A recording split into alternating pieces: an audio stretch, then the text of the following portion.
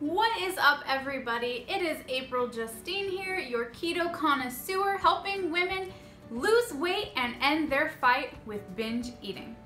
Today, I am going to talk about how to find your macros and your calorie count for when you start the keto diet. So first of all, this is going to be probably a little bit of a stretch for a lot of people because it is a lot of fat and it is super high calorie because, one, binge eating mostly comes from when you restrict so much. We're restricting so much because that's what we were taught. We were taught if you want to lose weight, you have to restrict down to 1,200 calories and work out like crazy. That is what we've been taught. So what I'm going to share with you is going to be almost the complete opposite, but I promise you it works. I've been doing it myself. A lot of people have been doing it. And it works for weight loss. And you're eating so much that you don't feel like you're actually missing out on something. You're not super hungry because that's how keto works. And because of that, you're not gonna be having those cravings to binge and continue to eat and eat and eat and eat. So let's get started, shall we? So first we're gonna find our total calorie count. And that for women is going to be your weight times 15, and then if you want to lose weight, you're going to subtract either 20% of that or 15%. I like to go the route of 15% because one, I don't care if I lose weight super fast, but two, I'm able to eat more and I like food. So you're gonna go ahead and find that. For me, I believe it is about 2,700 calories is my body weight times 15. And then if I subtract the 15 to 20%, that leaves me to about 2,300, 2,450-ish. So I try to hit into that range. That is your total calories. So now when we talk about the keto diet, we all know that that's very low carb, moderate protein, and then the rest is gonna be fat. Between 70 to 85% fat is what it actually comes out to be. So first, we're gonna start with carbs. Everyone knows, well, okay, maybe not everyone knows, but if you do any sort of research on the internet, even looking at this video can be your research, that you are going to find that it is 20 grams of carbs. Some people do total, some people do net. I do net. So net is when you take your carbs, so say you eat like 30 grams of carbs, but you eat 10 grams of fiber. So you're gonna take that 30 grams of carbs, subtract the fiber, and that is gonna be your net carbs, so 20 net carbs. Some people go super crazy with it and are super strict. This I would do maybe more for men, but not so much for women because we have these hormones that do a lot of different things for our body that men don't have. So for men, you can go ahead and stick to the 20 total if you want. Women, I don't really suggest that, but to each their own. It is your body, it is your own experiment. If it feels good to you, please, by all freaking means, do it. It is totally okay to not be super strict or to be super strict if you want. Totally okay. So we got our carbs out of the way, and that's gonna be about 5% of your total calories-ish, and that is super-ish. So, super-ish, yeah. And then we're gonna go on to protein. For those of you that don't know, if you're eating really low in carbs, but your protein is high, your body will actually take some of that protein and switch it over into glucose. So you don't want to do that because then that will take you out of ketosis. And the whole point of the keto diet is to be in a state of ketosis. So what I do is take your full body weight and divide it by 2.2. And that's how many grams you're going to get. So for me, that's about 80, 85-ish, I think. I'm not really, see, as you can see by the way I'm talking about this for my own self, is I don't say I have to get 80 grams every single day. I have to. That's just not realistic because then you're cutting a sliver of your steak or whatever, taking a tiny piece of bacon and adding it so you get that exact point. And that's just, to me, absolutely crazy. Because that puts this mindset, this diet mentality thing back on you, and I don't know, it's just, to me, it is not the way to go. We're trying to take the stress off of this diet, the diet mindset and the restriction and everything, so saying you have to have 80 exactly is just putting that right back on you, and that is not what we want to do. But like everything else, if that is what works for you, then by all means do it. For me, that just puts way too much stress on me. It makes me feel like I'm on a diet, which is not my goal whatsoever. So I just don't like it. Anyway, so recapping, because I went off on a total freaking tangent.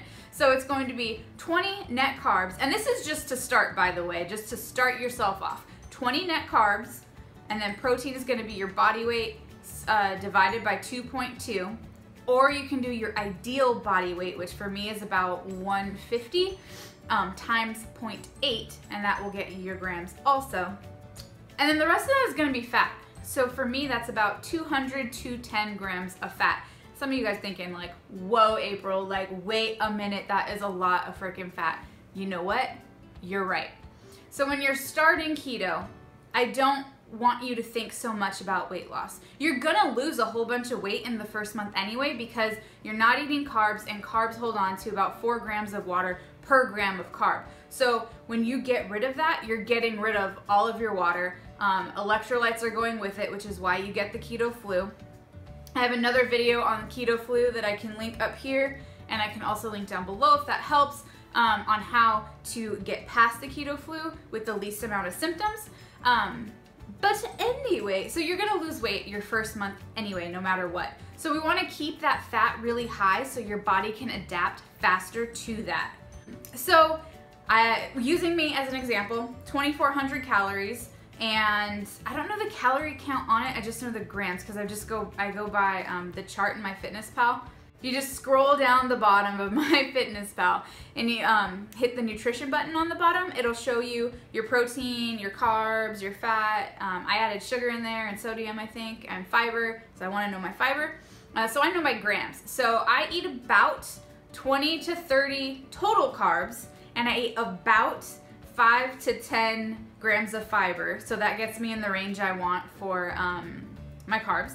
And then my protein is about 90, I think, right around there.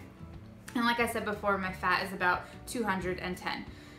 So I will also post a video on how to add more fat into your diet, because for me that was something, and it still is, like I said, challenging for me. And I know it's challenging for a lot of other people when we've been brought up, I'm 30, I'm 31 actually, but we have been brought up, if you're my age or around my age, through this low fat life. Sometimes getting into that mentality of eating more fat is really hard, and so when we're eating 200 grams of fat, it's a little bit overwhelming at first. So if that is something that you guys want and you want a video on tips on how to add more fat into your diet, please let me know, and I am more than happy to go ahead and do that and show you some recipes and my fave things to do to get that to happen. Let's see. Okay, so you transitioned over to the keto diet and you're eating super high calories and you lose 10 pounds. So let's adjust your calories to those same calculations that I gave, but it's gonna be lower because you lost some weight. So we wanna make those adjustments throughout. Like I said before, and I keep stressing, it's your body. Your body is different than my body. So the high fat really works for me. And some other people will tell you that fat is a lever, okay? I kind of agree with that, but I've done some keto calculators on there from some pretty big names in the keto world. I'm not gonna name them here, I don't wanna put them out or anything like that, but they had me at like 1,200 calories was one of them, and I was like, are you fucking kidding me? And then another one was at 1,600 calories, which again, I was like, are you fucking kidding me? And so for the past like month or so, I was doing the 1,600 calories, and I was like, this isn't working. I was stuck, and am currently working through this, but being at 185. I got down to 184, and then I'd go back up to 186, and just up and down, up and down. I'm like, this is just not working out for me. And that's when I decided to up my calories and up my fat. And for me, that was very hard. I normally don't eat more than 2,000 calories, so eating more than that was difficult. I feel like I'm repeating myself a lot, so I'm going to go ahead and wrap this up here. If you have any particular questions about how to set up your macros, I do have a Facebook group, which I will link in the comments below or the description below. And that is a group for women that are starting the diet or have already become adapted, and it's a support group. We put out recipes, answer any questions, anything like that.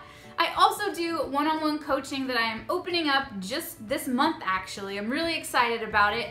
And it's gonna be 5 weeks, and that's 1 week of preparation and 4 weeks of transitioning over to the keto diet. And that's where I get one-on-one with you and help you transition over with a plan that is specific to you. So you can go ahead and take the tools that I give you now, but if things aren't working, you're able to have access to me to fully figure out what exactly is going on and address the problem very quickly. So if that is something you're interested in, you can go ahead and email me at itsapriljustine@gmail.com. I'm excited to hear from you. As always, I hope that you are slaying all of your goals, whether it be keto, whether it be low fat, whatever it is. I know you guys are doing absolutely awesome, and I hope that you have a wonderful week. Okay, bye!